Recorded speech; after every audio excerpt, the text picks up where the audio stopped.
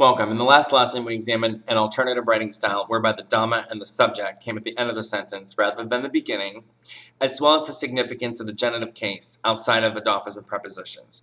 In these lessons, what I'd like you to do is start to expand your understanding of the case-ending system so that you can see more complex sentence structures and understand that the case-ending system in each of its forms has a broader application than what you've been accustomed to.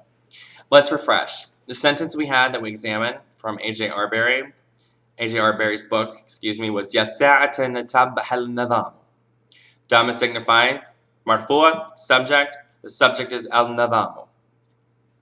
It's also there so it can be pronounced. Why? Because al-nadhamu is coming at the end, and it's for clarification. We had a kasreen. And it's the implied concept of from, which is a synonym for genitive. For your intents and purposes, I want you to associate these words when you hear the word genitive. Generate, of, comes from, etc. Here's some natija kwais alaikum. You need to get yourself in your verb form chart. I've talked about it. I have a 24 by 36 poster of the verb form chart that's very easy to read to my right. I also have it as my desktop wallpaper. Today's lesson, we're going to examine how the Quran can be a great grammar reference tool. The grammar in the Quran similarly is unchallenged in terms of Arabic. It is the standard of Arabic. The verse from the Quran that I want you to familiarize yourself with is similar in its construction to the line of poetry that we just talked about. The goal of this lesson is to demonstrate a second instance of kasreen and a terminal dama relationship. I want you to go to QuranExplorer.com. Navigate to Surat al Ha2qa, that's Surah 69.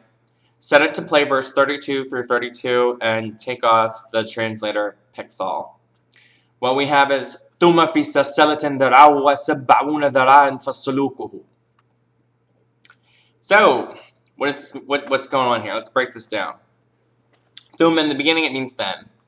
After that, we have a preposition, fi. We know that the next thing is going to be genitive. Great, you got off easy this time. Why kasreen? Genitive, indefinite. Kasreen, meshi khalas biha. After that, we have fi salsalatin. Okay, but we're going to skip that and come back to it. After that, we have thadawa. Essentially, it's reach in cubits. Is 70. What does that sound like it could potentially be?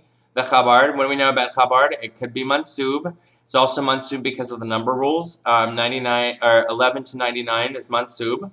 It's 70 cubits here. So its reach is 70 cubits.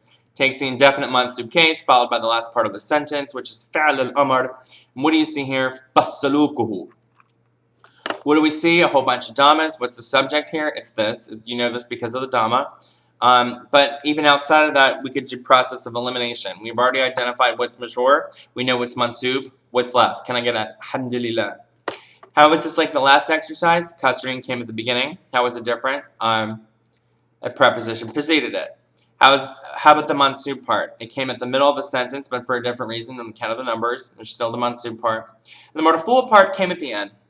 Now let's use what we know to put this directly into English. You should know salsala. Salsala is chain. Musalsala is a series. What do you think a series is? A series is chain links. Get it? So, but this is chain in its literal sense, and it's there's a kasreen under it, so it's genitive, and we'll talk about why in a second.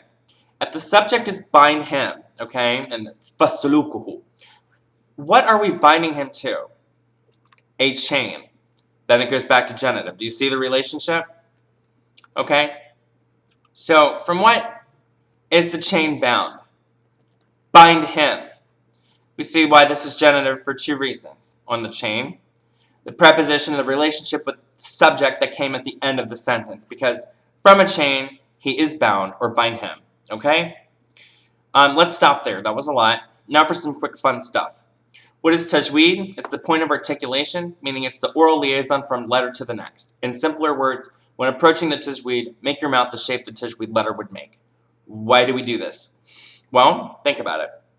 Let's first find a good word in here where there's a tajweed character or marker.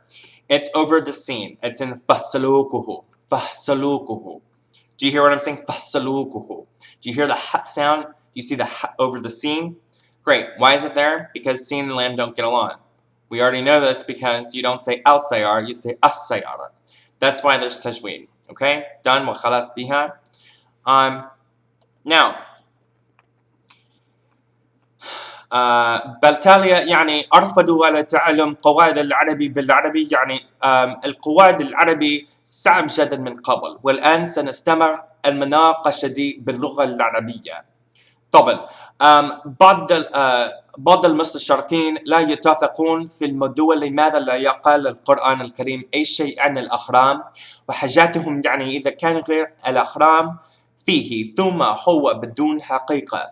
لكن من السورة التي كنتم تدرسوها نحن العكس.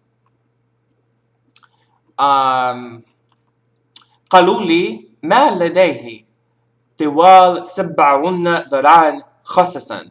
That means exactly, okay? What has exactly the length of 70 cubits? سنجد الأهرام ومعبد سليمان. ما من أكثر في الحقيقة مش كتير من أكثر. The reason why there's not a lot is because there are two specific landmarks, like you just found, the pyramids and Solomon's temple, that have the measurement of 70 cubits. How does this tie in with the Quran? Well, in the Quran, it's mentioning the 70 cubits. Now, think about the pyramids as a landmark for the entire world. In the pyramids' time, closer to the time around which they were built, the people who lived there and who built them knew a lot more about it than we do. There's like this history gap that we're trying to get over. And what I'm trying to say is that when you say 70 cubits, quite honestly, I think that the pyramids are a larger and more well-known landmark than Solomon's temple. Yes, Solomon's temple is important. However, these things are big. They can be seen from space. You know, there's very few people that would not recognize the pyramid. So when you say 70 cubits refers to the length of the inner shaft of the main pyramid, okay? That is exactly 70 cubits, and everybody has seen this pyramid, but in seeing it, by extension of seeing it, could at least relate the fact that the Quran mentions these 70 cubits as a specific inner measurement of the pyramid. Okay, so, you know, this is not me in support of the Quran or against the Quran. It's just a way to give you, you know, give you a tool to rebut some revisionist history that stipulates that because the Quran does not specifically mention the pyramids, that the Quran is somehow lacking in its validity. On the other hand, we just talked about how 70 cubits was specifically mentioned in the Quran. So it's really up to you, but this is, like I said, it was just to rebut some revisionist history. We're going to pick this back up in another lesson. Shukran alaykum wa ma'salama.